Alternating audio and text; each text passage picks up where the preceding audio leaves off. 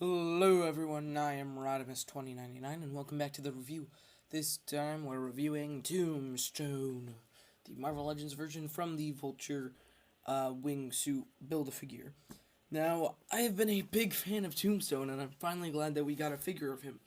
Took me a long time to find him and I did want him to kind of get a little cheaper with pricing because honestly I wasn't going to spend the normal amount of money for him. I love him, but I wasn't going to spend the normal amount of money for him. Especially since I wasn't going to complete the Build-A-Figure ever. I may actually just never complete it. I have two parts of it, but I may never just complete it. But I'm really hoping that SH Figure Arts will release a version of theirs. Release one that you don't have to spend $1 million on tracking down.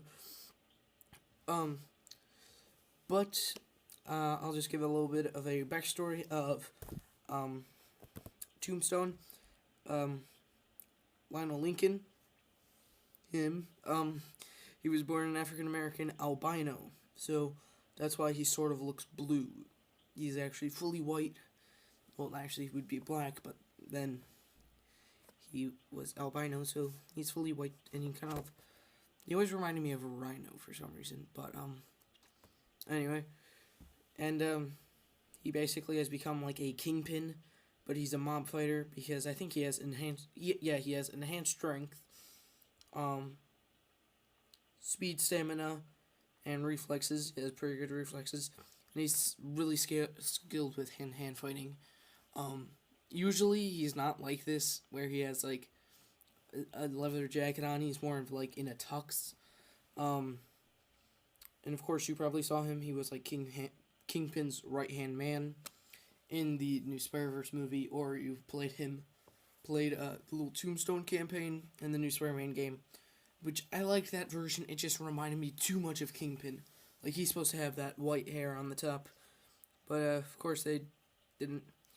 Oh, by the way, he is a professional hitman, and I always liked how he was one of those villains who, again, had the name, and I do think that he got Tombstone not just because you're probably like, well, Lionel Lincoln, how did he get Tombstone from it?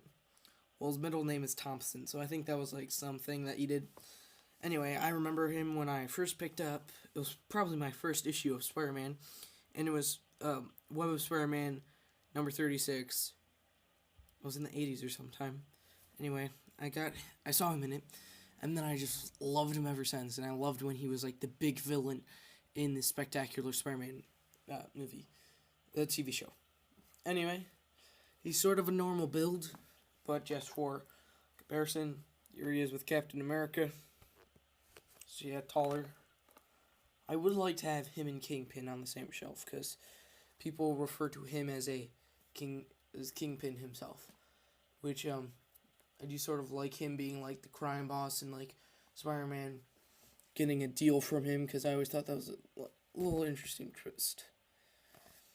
And then there he is with a normal Everett Ross figure, which has a normal body.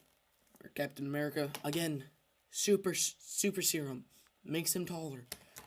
But, yeah, he's pretty tall, and he's pretty beefy. He has big feet, and, there's just not too much going on with this figure, which I was really hoping that since there wasn't much going on, we could get a pair of open fists, a pair of the sort of gray-bluish fists, just to swap them, or we could get like a crowbar. I remember him using one of those once.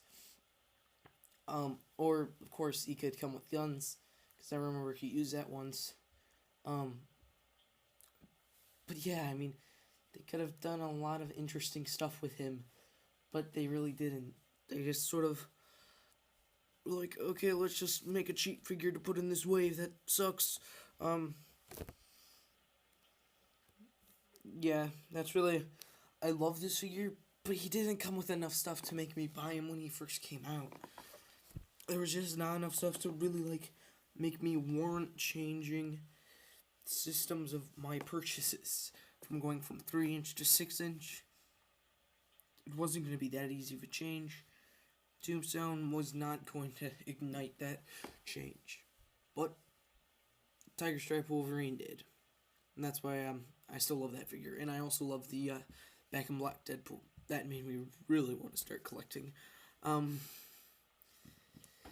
but thank you for watching. I have been Rodimus2099. I've been doing a lot of shorter reviews. That's mainly because, I don't know, I can get my thoughts down simpler than I used to. And I'm so glad that I don't have to transform this guy. By the way, I got the new Masterpiece Bumblebee, which I want to review, but I don't know how to transform him.